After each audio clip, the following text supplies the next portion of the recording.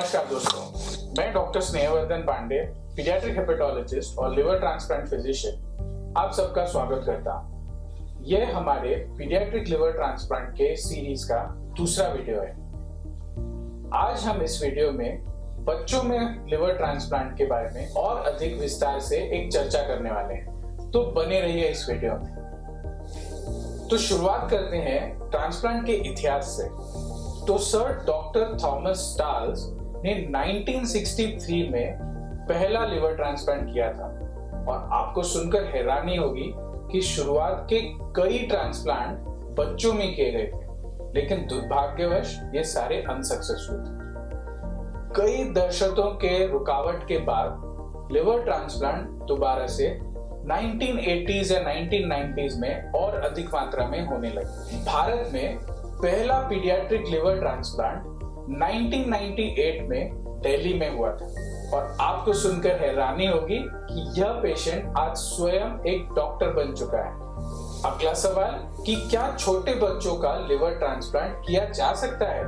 आज भारत में liver transplant ने इतनी तरक्की की गई है कि छोटे से छोटे बच्चे में जिनका वजन 5 किलो से कम हो, ऐसे बच्चों में भी लिवर ट्रांसप्लांट काफी मात्रा में की जा रही है और इनका सक्सेस रेट आज भारत में अच्छे स्तर पर है। कई माता पिता हमसे यह जानना चाहते हैं कि हमारे बच्चे को क्या लिवर ट्रांसप्लांट की जरूरत है और अगर है तो इसके लिए हम कितनी देर और रुक सकते हैं। किसी पेशेंट को लिवर ट्रांसप्लांट की जरूरत तब पड़ती है जब उसका लिवर बॉडी के सारे कार्य नहीं कर पाता। इसके साइंस लिवर फेलियर के जो होते हैं वो है पीलिया यानी कि जॉन्डिस, पेट में पानी जमना, इसको हम बोलते हैं असाइटिस, बार बार ब्लीडिंग होना या खून की उल्टी होना। यदि यह सारे कॉम्प्लिकेशंस को मेडिकली या एंडोस्कोपिकली मैनेज ना किया जा पाए तो इन पेशेंट्स को लिवर ट्रांसप्लांट की जरूरत पड़ती है। बच्चों में लिवर ट्रांसप्लांट के सामान्य कारण आखिर होते क्या है? बच्चों में बड़ों की तुलना में लिवर की बीमारियों के कारण बहुत ही भिन्न होते हैं।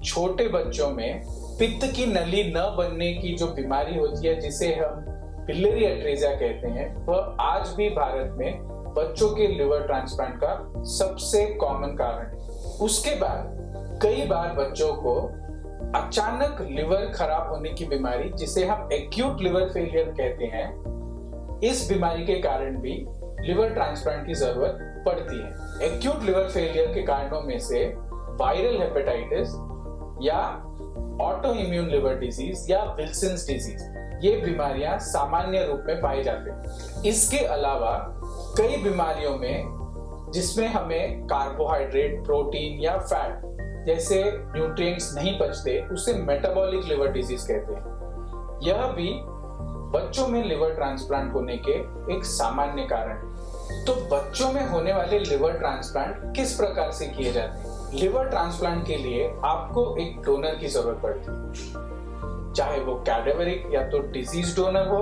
या वो लिविंग डोनर। बच्चों में दुर्भाग्यवश हमारे देश में आज भी किसी कैडेवरिक डोनर का मिलना बहुत मुश्किल है, क्योंकि बड़ों की तुलना में बच्चों के लिवर का रिक्वायरमेंट छोटा होता है। ऐसे स्टेज में किसी अडल्ट डोनर से बच्चों को लिवर मिलने के चांसेस बहुत कम होते हैं। इसीलिए बच्चों को ज्यादातर तौर पे लिविंग डोनर लिवर ट्रांसप्लांट की ऑप्शन ही अवेलेबल होते हैं। इसीलिए बच्चों में परिवार में से ही कोई एक इंसान सामने आकर अपना लिवर डोनेट करने का एक ऑप्शन रहता है।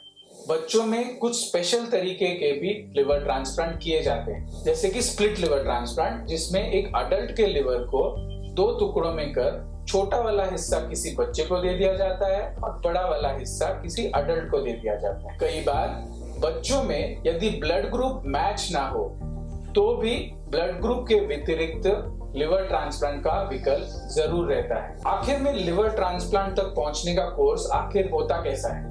जब किसी बच्चे को लिवर ट्रांसप्लांट का विकल्प दिया जाता है तो ट्रीटिंग डॉक्टर्स की जिम्मेदारी बहुत बढ़ जाती है। सबसे जरूरी होता है कि इन बच्चों का सही तरीके से उपचार करना, ताकि यह पेशेंट सही सलामत लिवर ट्रांसप्लांट तक पहुंच पाए। इसी के साथ में डोनर वर्कअप यानी कि डोनर के टेस्ट टाइम टू टाइम करने की भी जिम्मेदारी ट्रीटिंग ट्रांसप्लांट टीम की रहती है। इसी के साथ परिवारजनों को उचित डॉक्यूमेंट्स और फाइनेंसेस की भी अरेंजमेंट करनी पड़ती है। ये सारी चीजें जुटाने में एक परिवार की हॉस्पिटल टीम बहुत मदद करती है, जिसके वजह से ये पूरा प्रोसेस काफी आसानी से हो जाता है। लिवर ट्रांसप्लांट के ऑपरेशन में आखिर करते क्या है, ये ऑपरेशन कितनी लंबी चलती है, इसके बाद रिकवरी कैसे होती है, इसके बारे में जानें। लिवर ट्रांसप्लांट का ऑपरेशन आमतौर पे 8 से 12 घंटे चलते हैं। यह एक मेजर ऑपरेशन। ट्रांसप्लांट के दौरान बच्चों को वेंटिलेटर पर कंप्लीट एनेस्थीसिया में रखा जाता है। डोनर की सर्जरी रेसिपिएंट यानी कि पेशेंट की सर्जरी से कुछ घंटे पहले शुरुआत की जाती है। डोनर का लिवर यदि ऑपरेशन के लिए सही है तो रेसिपिएंट का ऑपरेशन किया जाता है। रेसिपिएंट का खराब लिवर निकालकर डोनर के लिवर का सही हिस्सा निकालकर उसे पेशेंट में बिठाया जाता है और उसकी नसें और पित्त नलियों को उससे जोड़ दिया जाता है। ऑपरेशन के बाद आमतौर पर पहले 12 से 24 घंटों में बच्चे वेंटिलेटर के बाहर निकलते हैं। इन्हें आईसीयू जैसे एक कमरे में अलग डॉक्टर और अलग स्टाफ नर्स के साथ रखा जाता है। जैसे नया लिवर काम करना चालू करता है, उसी के साथ बच्चों की रिकवरी चालू होती है। आमतौर पर बच्चे 10 से 14 दिन बाद डिस्चार्ज किए जाते हैं और डोनर 5 से 7 दिन बाद डिस्चार्ज किए जाते हैं। डिस्चार्ज के बाद आपके डॉक्टर आपको रेगुलर फॉलोअप, इन्वेस्टिगेशंस और दवाइयों का एक डिटेल्ड प्रिस्क्रिप्शन देते हैं। इसे फॉलो करना बहुत जरूरी है। शुरुआत के दिनों में ब्लड टेस्ट और बाकी के इन्वेस्टिगेशंस द्वारा आपके दवाइयों का डोजेस बदला जाता है। इसीलिए यह टेस्ट और रेगुलर फॉलोअप करना बहुत जरूरी होता है, स्पेशली पहले 6 महीनों में। 6 महीने के बाद आमतौर पे ब्लड टेस्ट और फॉलोअप की मात्रा धीरे धीरे कम की जाती है। जहां शुरुआत के दिनों में आप हर 2 हफ्ते या 1 महीने में फॉलोअप करते थे, वहां 6 महीने के बाद आमतौर पे आप 2 से 3 महीने में एक बार फॉलोअप करते थे। एक सक्सेसफुल ट्रांसप्लांट करने के लिए एक बहुत बड़ी टीम की जरूरत पड़ती है, जिसका सबसे महत्वपूर्ण हिस्सा बच्चे के माता पिता होते हैं।